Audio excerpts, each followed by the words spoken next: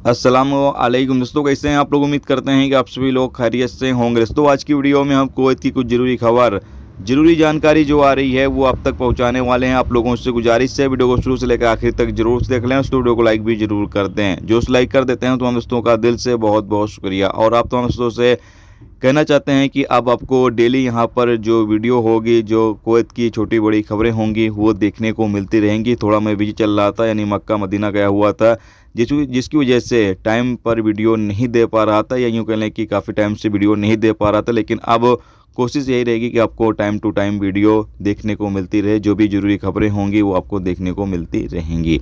चलिए बढ़ते हैं अपडेट तरफ। पूरी क्या अपडेट आपको बताते हैं। सबसे पहली खबर, रमजान के महीने के दौरान ट्रकों के आने जाने पर रोक लगा दी गई है। बताया गया है कि ट्रक का जो टाइमिंग है सुबह 8:30 बजे से 10:30 बजे तक, और फिर 12:30 बजे से 3:30 बजे तक। इसके अलावा कुवैत के अंदर ट्रकों के आने जाने पर पाबंदी लगा दी गई है। रमजान के मुबारक महीने के दौरान अक्सर भीड़ ज़्यादा हो जाती है, तो इसलिए ये पाबंदी ट्रकों के ऊपर लगाई गई है। इसके अलावा अगली अपडेट यह है, जैसा कि आपको पता है कि कुवैत गवर्नमेंट की तरफ से फैमिली विजिट वीज़ा ओपन कर दिया गया है। इसके कुछ रूल्स रेगुलेशंस लागू किए गए हैं, जिसमें से एक नियम ये भी है कि अगर आप फैमिली विजिट वीज़े पर आ रहे हैं कुवैत, तो आपको कुवैत एयरवेज की ही फ़्लाइट आपको बुक करनी होगी, या फिर जजीरा एयरवेज की फ़्लाइट आपको बुक करनी होगी। यानी जो कुवैत एयरवेज एयरलाइंस चलती हैं उनकी फ़्लाइट आपको बुक करनी होगी। लेकिन यहाँ पर बताया गया है कि सीरियाई लोगों के लिए ये कंडीशन ख़त्म कर दी गई है।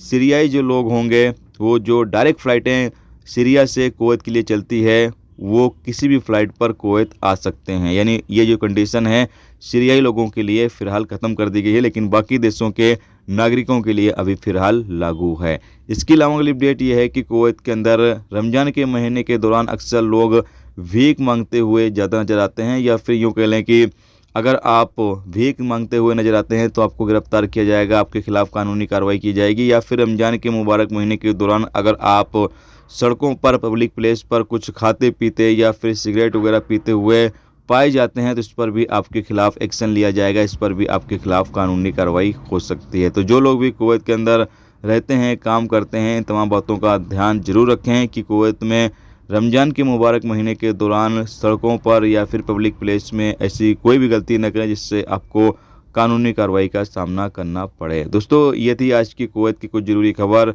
ज़रूरी जानकारी जो आप तक पहुंचा दी गई। उम्मीद करता हूं ये वीडियो, ये जानकारी आपको अच्छी लगी हो। अच्छी लगी है तो प्लीज़ इस वीडियो को लाइक करके ज़रूर जाएं।